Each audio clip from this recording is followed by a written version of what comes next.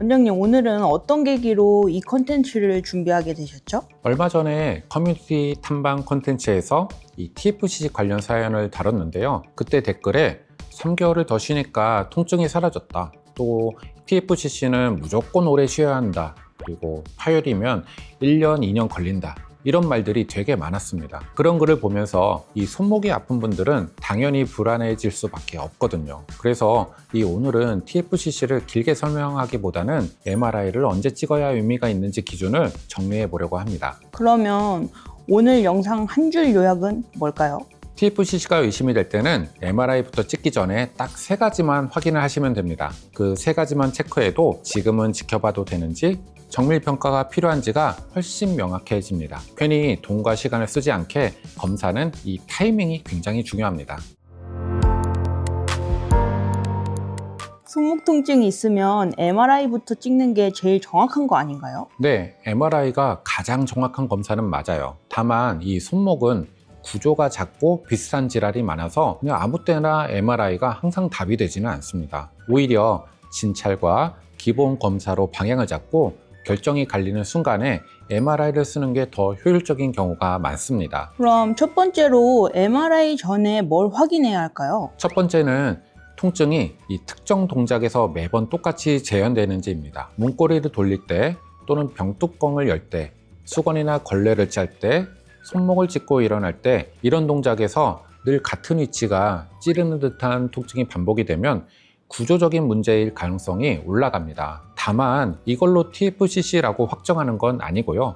패턴이 일정하면 구조 문제를 감별할 필요가 있다 이렇게 이해하시면 됩니다. 그럼 두 번째는요? 두 번째는 결림감 그리고 딸깍거림, 불안정감 같은 이런 기계적인 증상이 있는지입니다. 환자분들이 안에서 뭔가 걸리는 느낌, 딸깍하면서 순간적으로 아프다, 빠질 것 같아서 못 믿겠다 이렇게 표현들을 하시거든요. 이런 증상이 반복이 되면 단순 염증 치료로 끝날지 또는 TFCC를 포함한 인대와 연골 구조 문제를 감별해야 할지 치료 전략이 달라질 수가 있습니다. 그래서 이 신호가 있으면 정밀평가 쪽으로 무게가 실립니다. 그렇군요. 그럼 세 번째는요?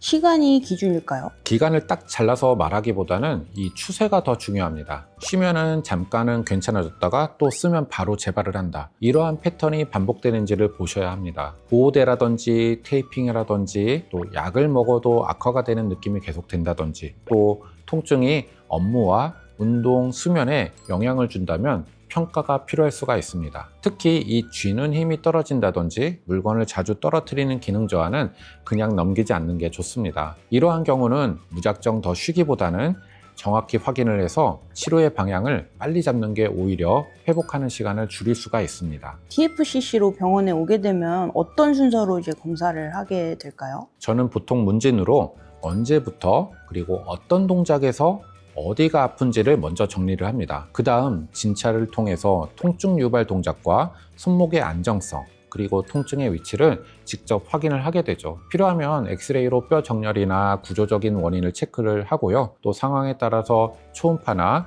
MRI 같은 정밀 검사를 통해서 치료 결정이 갈리는 지점을 확인을 하게 됩니다. 핵심은 이 MRI가 정확하냐가 아니라 MRI가 치료 결정에 도움이 되는 순간이 언제냐입니다. 그럼 여기서 시청자들이 제일 궁금해하는 질문인데요. TFCC면 수술을 해야만 할까요? 먼저 얘기를 드려야 될 부분이 있는데 이 TFCC는 모든 분이 수술하는 질환은 아닙니다. 다만 어떤 경우는 쉬기만 하다가 시간이 길어질 수 있어서 그 기준은 꼭 알려드리고 싶어요. 이걸 겁주려는 목적이 아니라 불필요한 고생을 줄이기 위해서입니다. 그럼 어떤 경우에 수술을 고려할 수 있을까요? 손가락을 돌릴 때 걸림감이나 딸깍거림, 불안정감 같은 기계적인 증상이 반복되는 경우가 있습니다. 보존적 치료를 오래 했는데도 다시 쓰면 또 바로 재발하는 패턴이 계속되는 경우도 있고요. 손을 쥐는 힘이 떨어진다든지 기능 저하가 동반이 되면 치료 전략을 다시 설정해야 할 수가 있습니다. 정밀평가에서 이 구조적인 손상이나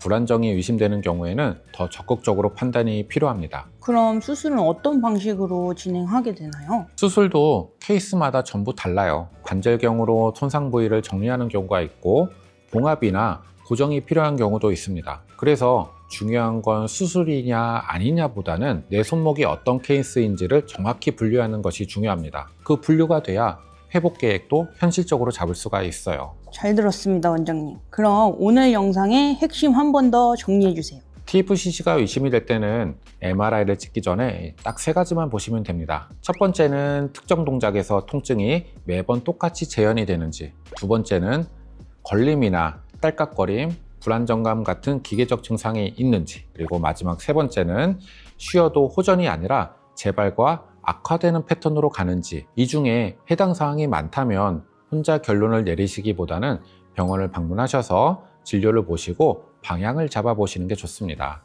마지막으로 시청자분들께 한마디 부탁드립니다. 오늘 내용은 자가 진단을 위한 영상이 아니라 불필요하게 오래 고생하지 않도록 그 기준을 잡아드리는 겁니다. 댓글로 어떤 동작에서 제일 아픈지 남겨주시면 제가 다음 영상에서 이 케이스별로 더 쉽게 풀어서 설명을 드리도록 하겠습니다. 건강한 두 팔과 두 발을 되찾는 그날까지 건강로드 두 팔로가 여러분의 건강한 이정표가 되어드리도록 하겠습니다. 감사합니다.